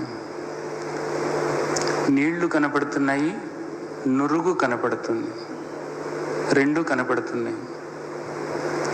ఇక్కడ ఈ శ్లోకంలో మనకి ఏం చెబుతున్నారు అంటే, ఇవి రెండు కాదు, ఒక్కటే అని చెప్తున్నారు. ఉన్నది ఏదో అది ఎప్పుడూ ఉంటుంది, ఉన్నది లేకపోవటం అన్నది లేదు. లేనిది ఎప్పుడూ ఉండనే ఉండదు. లేని దానికి ఉనికి లేదు. ఈ ఉనికి అన్న మాట గుర్తుంచుకోండి. ఉనికి అంటే ఎగ్జిస్టెన్స్. ఉనికి అంటే ఎగ్జిస్టెన్స్ లేదా అస్తిత్వము అంటారు కదా. అస్తిత్వం అంటే దానికి ఎగ్జిస్టెన్స్, అస్తిత్వం అన్నది లేదు అంటారు అన్నమాట. దీనికి ఏ విధంగానూ కూడా ఇక్కడ ఆ ఎగ్జిస్టెన్స్ అన్నది లేదు. మరి దేనికి మాత్రం ఉందట? కేవలము నీళ్లకు మాత్రమే ఉందట. ఎందుకని ఈ విధంగా చెప్పబడుతున్నది అంటే, ఈ నురుగు మనం చూసినట్లయితే, ఈ బుడగలను చూసినట్లయితే దీనిలో ప్రతిదీ కూడా నీళ్లే తప్ప మరేదీ లేదు. నీళ్లు కాక మరేదీ లేదు. దీనిలో ఏది చూసినప్పటికీ కూడా నీళ్లే ఉన్నాయి. నీళ్లు కాక మరేదీ కూడా లేనే లేదు. అంటే ఈ పైన ఇలా కనపడుతున్నది ఏమిటిది అంతాను? కేవలము నీళ్లే అలా కనపడుతున్నాయి. బాగా అర్థం చేసుకోండి. కేవలము నీళ్లే ఇలా నురుగుగా, ఇలా బుడగలుగా కనపడుతుంది. నురుగుగా బుడగలుగా కనపడుతున్నటువంటిది కేవలము నీళ్లు మాత్రమే. నీళ్లు కాక మరేమీ లేదు. సరే, బాగానే ఉంది. ఈ నురుగు అనేటటువంటిది నీళ్లు లేకుండా నురుగు అనేటటువంటిది ఉండటానికి అవకాశం ఉందా? ఎప్పుడైనా సరే, ఎక్కడైనా సరే నీళ్లు లేకుండా నురుగు ఉండటానికి అవకాశం ఉందా? లేనే లేదు. ఈ నురుగు అనేటటువంటిది దేని మీద ఆధారపడి బ్రతుకుతుంది? నీళ్ల మీద ఆధారపడి బ్రతుకుతుంది. నీళ్ల మీద, కేవలము నీళ్ల మీద ఆధారపడి ఈ నురుగు అనేటటువంటిది ఉంది. నీళ్లు లేకుండా నురుగు అనేటటువంటిది ఉండనే ఉండదు. అలాగే ఈ నురుగంతా ఏదో కాదు, నీళ్లే. ఇదంతా కూడా ఈ సీసాలో ఉన్నటువంటిది, ఈ కనిపించేటటువంటిది అంతా కూడా నీళ్లే తప్ప మరేదీ లేదు. ఎందుకని? ఈ నురుగు నీళ్లే. మనం పట్టి చూసినట్లయితే ఏమవుతుంది? నీళ్లే. ఇది నీళ్లు కాక మరేదీ లేదు. దీన్ని ఏమంటున్నారంటే వాచారంభణం వికారో నామధేయస్య అంటున్నారు. అది అలా వికారం చెందిన నీళ్లే మనం మాట వరుసకు నురుగు అంటున్నాము.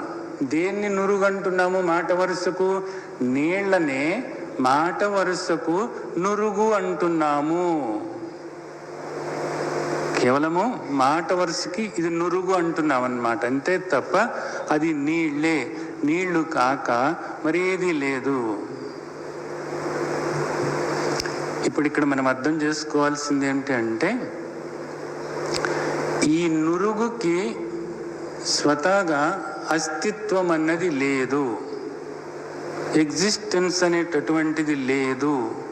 ఉనికి అనేటటువంటిది, స్వతహాగా ఉనికి అనేటటువంటిది లేదు.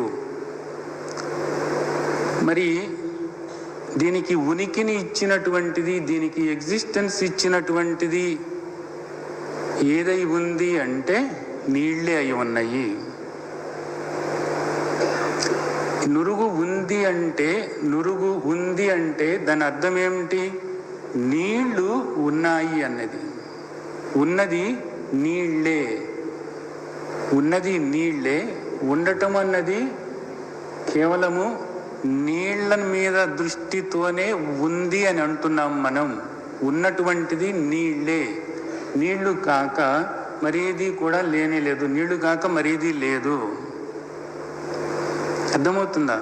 అంటే నురుగుకి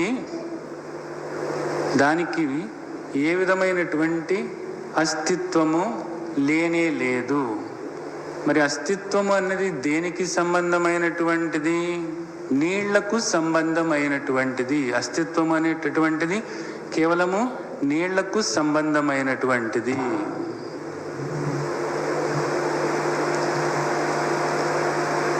అర్థమైందా మీకు? అలాగే బంగారం తీసుకోండి. బంగారం అనేటటువంటిది తర్వాత మీరు దాన్ని ఆభరణాలుగా చేసుకుంటారు రకరకాలుగా. ఎన్ని ఆభరణాలుగా మీరు చేయించుకున్నప్పటికీ కూడా ఆభరణాలకు అస్తిత్వం అనేది లేదు. ఆ అస్తిత్వం అనేటటువంటిది దేనికి సంబంధమైనటువంటిది?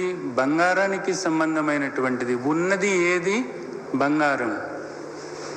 మీరు చూస్తున్నది దేన్ని? ఆభరణాన్ని చూస్తున్నారు. మీ దృష్టి బంగారం మీదకు వెళ్లకుండా మీరు ఆభరణాన్ని చూస్తున్నారు. ఇక్కడ కూడా మీరు చూస్తున్నది దేన్ని? నురుగుని చూస్తున్నారు. నురుగే ఉంది అనుకుంటున్నారు, కానీ నురుగు కాదు, అది నీళ్లు. మీ దృష్టి నీళ్ల మీదకు వెళ్లకుండా నురుగు మీదే ఉంటుంది. ఇక్కడ నీళ్ల మీదకు వెళ్ళటం లేదు. ఇది నీళ్లే అన్న ఆలోచన రాకుండా ఇది నురుగు నురుగు అంటున్నారు. అలాగే ఆభరణాలను చూసినప్పుడు మీరు ఏమంటున్నారు? ఇది గాజులు, ఇది గొలుసులు, ఇది వడ్లానాలు అని ఆ రూపాలనే చూస్తూ ఉన్నారు తప్ప ఆ రూపాలు దేంతో తయారై ఉన్నాయో ఆ బంగారం మీదకు మీ దృష్టి వెళ్ళటం లేదు. మీ దృష్టి ఆ బంగారం మీదకు వెళ్ళటం లేదు. బంగారం లేకుండా నగలు ఉండనే ఉండవు కదా. నగలు మీకు కనపడాలి అంటే అక్కడ ఉండాల్సినటువంటిది ఏది? బంగారం ఉండాలి. బంగారాన్ని తీసేస్తే నగలు అన్నవి ఉంటాయా అన్నది? ఉండనే ఉండవు. బంగారాన్ని తీసేసినప్పుడు నగలు ఉండనే ఉండవు.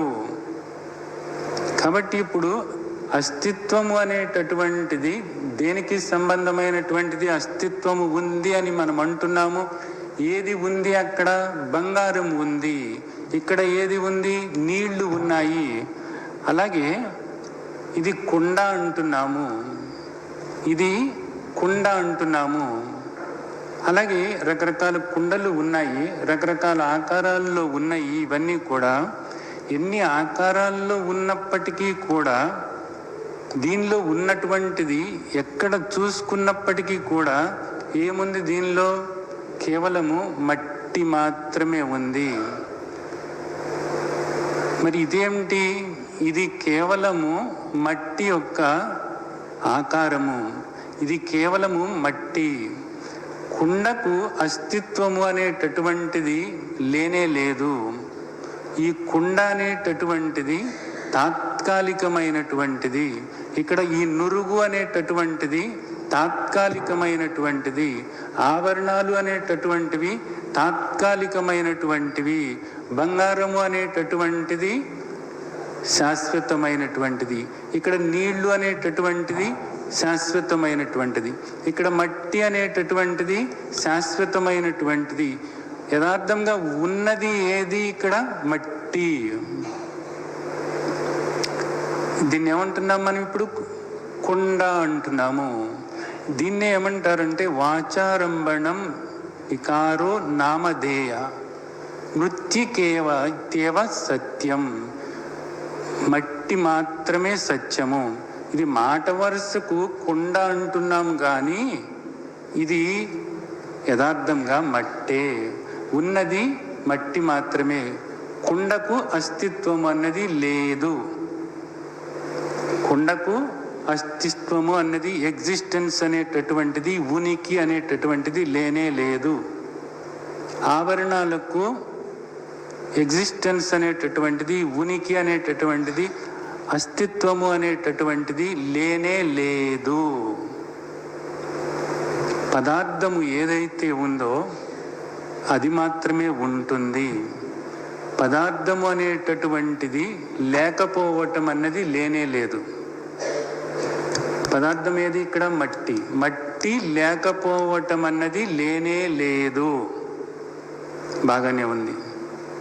ఇందాక ఈ శ్లోకంలో చెప్పారు కదా, ఉన్నది ఎప్పుడు ఉంటుంది, దానికి లేమి అన్నది లేదు. ఉన్నదానికి లేమి అన్నది లేదు. ఉన్నది లేకపోవటం అన్నది లేదు.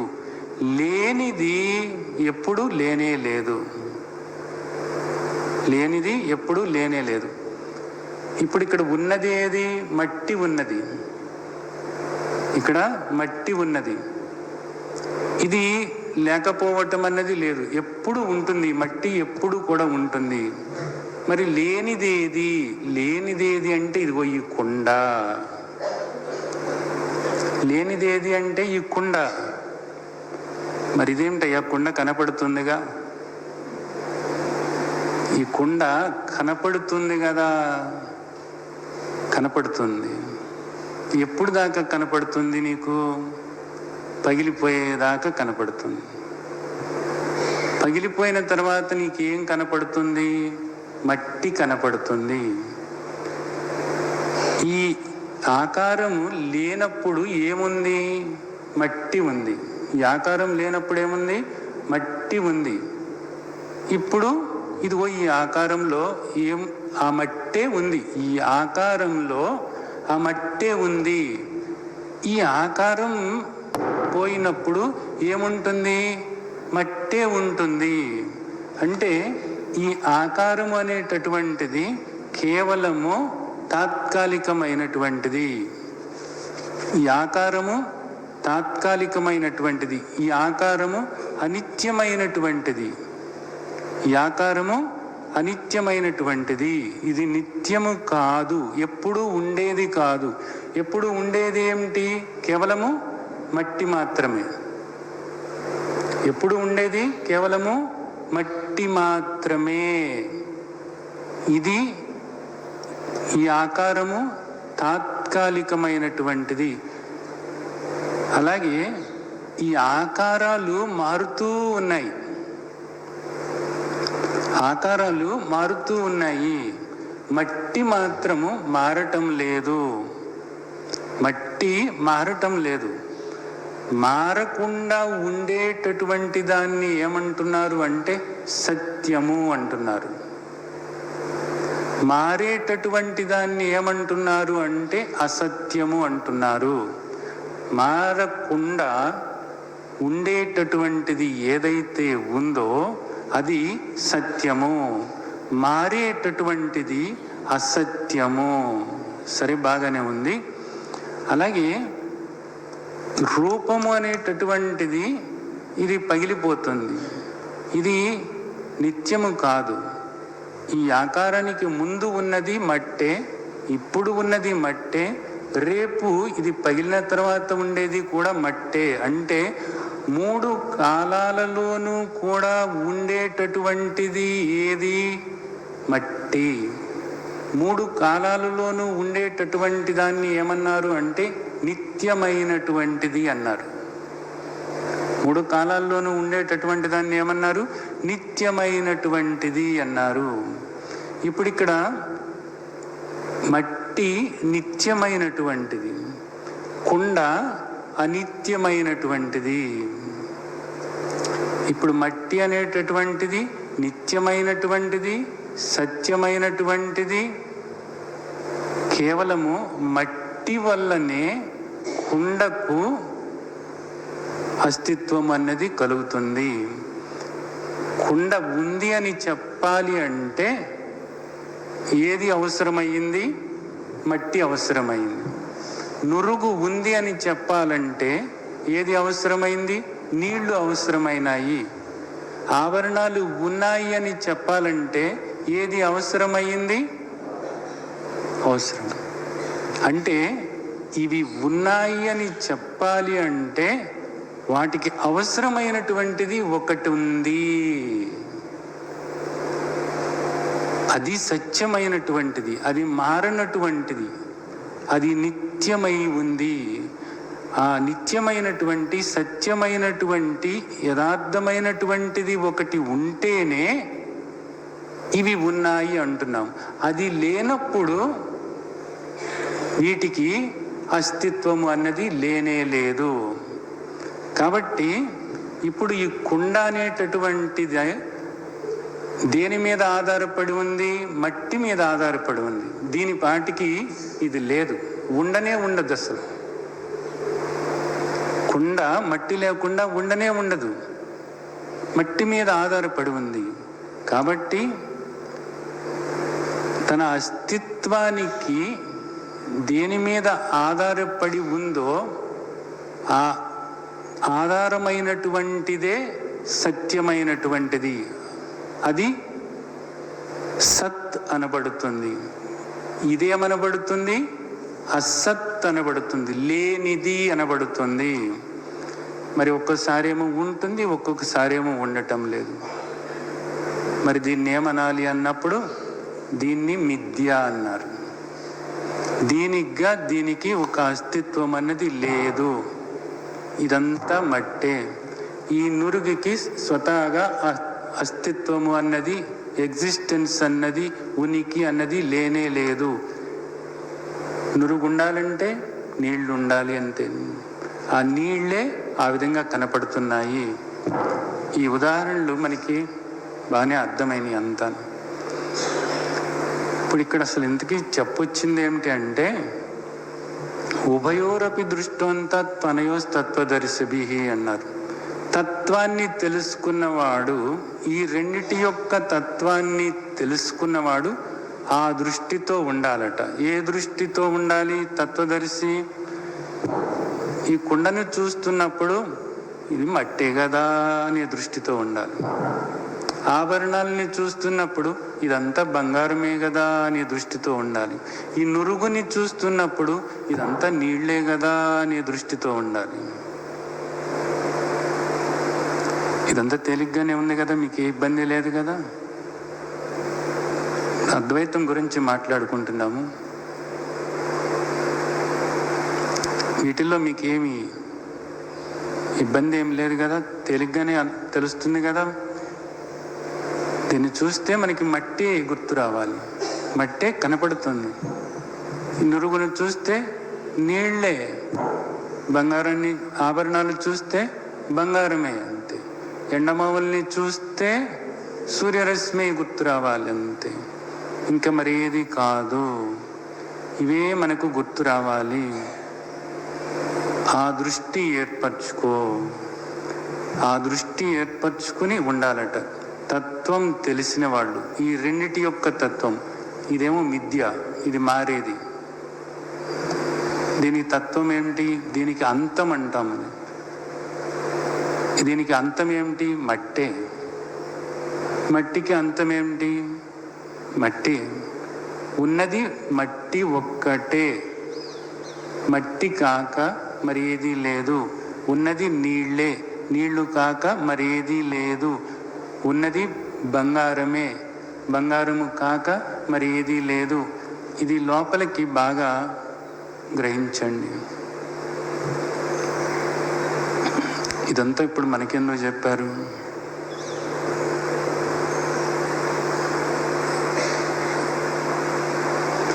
ఉన్నది ఆత్మే, ఆత్మ కాక మరి ఏది లేదు అనేది చెప్తున్నారు.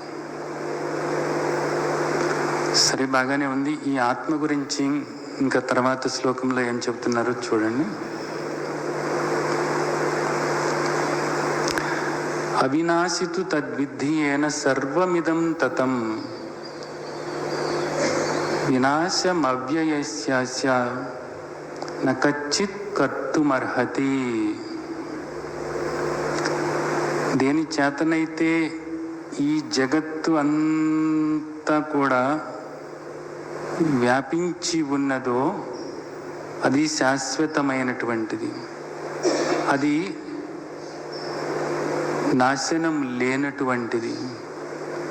అలాంటి నాశనం లేనటువంటి శాశ్వతమైనటువంటి ఈ జగత్తునంతా కూడా వ్యాపించి ఉన్నటువంటి ఆ ఆత్మ తత్వాన్ని వినాశనం చేయటం అనేటటువంటిది సాధ్యం కానే కాదు ఎవరికి కూడా.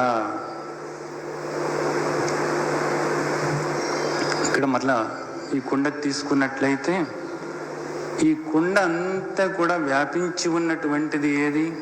ఇక్కడ ఏమంటున్నారు? ఈ జగత్తునంతా కూడా ఈయన సర్వమిదం తతం, సర్వము కూడా. సర్వము అన్నప్పుడు మనకి ఇక్కడ ఏం కనపడుతుంది? ఈ దేహం కనపడుతుంది. అలాగే ఇక్కడ ఈ జగత్తు కనపడుతుంది. మనకు కనపడుతుంది ఇంతే కదా. ఇదంతా కూడా ఈ దేహం దగ్గర నుంచి ఇదంతా కూడా వ్యాప్తమై ఉందంట. సర్వమిదం, మొత్తమంతా కూడా ఇదంతా వ్యాపించి ఉందట. ఏది వ్యాపించి ఉంది? ఆత్మ వ్యాపించి ఉంది. ఇక్కడ ఈ కుండలో చూసినట్లయితే ఈ కుండ అంతా కూడా ఏది వ్యాపించి ఉంది? మట్టి వ్యాపించి ఉంది. మట్టి వ్యాపించి ఉంది. ఇది నాశనం కానటువంటిది. ఏది నాశనం కానటువంటిది? మట్టి నాశనం కానటువంటిది. అవినాశి. అవినాశి అంటే నాశనం కానటువంటిది. దీన్ని ఎప్పుడు కూడా ఎవరు కూడా నాశనం చేయలేరు. మరి కుండ పగిలిపోద్ది కదా, కుండని ఎవరైనా పగలగొట్టొచ్చు కదా. కుండని పగలగొట్టొచ్చు కానీ మట్టిని పగలగొట్టలేరు. మట్టిని ఎవరు కూడా పగలగొట్టలేరు. కుండని పగలగొట్టవచ్చు, మట్టిని పగలగొట్టకూడదు. యథార్థమైనటువంటిది ఏది? మట్టి. కుండ మిథ్య, అనిత్యమైనటువంటిది. అనిత్యమైనటువంటిది పగిలిపోవచ్చు కానీ అనిత్యమైనటువంటిది పగిలిపోయినా, ఇక్కడ మీరు చూడండి, ఇక్కడ అనిత్యము అనుకుంటున్నటువంటిది, మిథ్య అనుకుంటున్నటువంటిది అదేదో కాదు, అది కూడా మట్టే. కుండ అనిత్యమైనటువంటిది. కుండ ఈ రూపము ఏదైతే ఉందో ఈ రూపము అనిత్యమైనటువంటిది. అలాగే ఈ రూపానికి తనకుగా తానికి అస్తిత్వము లేదు కాబట్టి మట్టి మీద ఆధారపడి బ్రతుకుతుంది కాబట్టి దీన్ని ఏమన్నాము? మిథ్య అన్నాము. ఈ అనిత్యమైనటువంటిది, మిథ్య అయినటువంటి ఈ కుండ పగిలిపోతుంది కానీ మట్టి పగలటం లేదు. కుండ అసలు ఎక్కడుంది? కుండ లేనే లేదు. వాచారంభణం వికారో నామదేశ. ఉన్నది మొత్తమంతా కూడా మట్టే. మట్టిగా ఎప్పుడు కూడా, మట్టి ఎప్పుడు కూడా నాశనం అవ్వటం లేదు. అలాగే ఇక్కడ ఈ బుడగలు నశించిపోతున్నాయి కానీ నీరుగా ఎప్పుడూ నాశనం అవ్వటం లేదు. అలాగే అక్కడ నగలు ఏవైతే ఉన్నాయో ఆభరణాలు మారిపోతున్నాయి కానీ బంగారంగా నాశనం అవ్వటం లేదు. అది అంటే వీటన్నిటినీ వ్యాపించి ఉన్నటువంటిది ఏదైతే ఉందో అది నాశనం అవటం లేదు. వ్యాపించి ఉన్నది అంటే అసలు వ్యాపించినటువంటి దానికన్నా వేరుగా అసలు ఇక్కడ ఏదీ లేదు. గుర్తుంచుకోండి. ఇది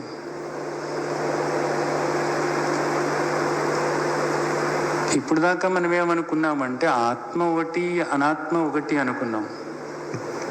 ఇప్పుడు ఇక్కడికి వచ్చేటప్పటికి ఏమవుతుందంటే ఇక్కడ దీనిలో మట్టికి భిన్నంగా ఇంకోటి కనపడటం లేదు. ఇక్కడ మట్టి ఆత్మ అనుకున్నప్పుడు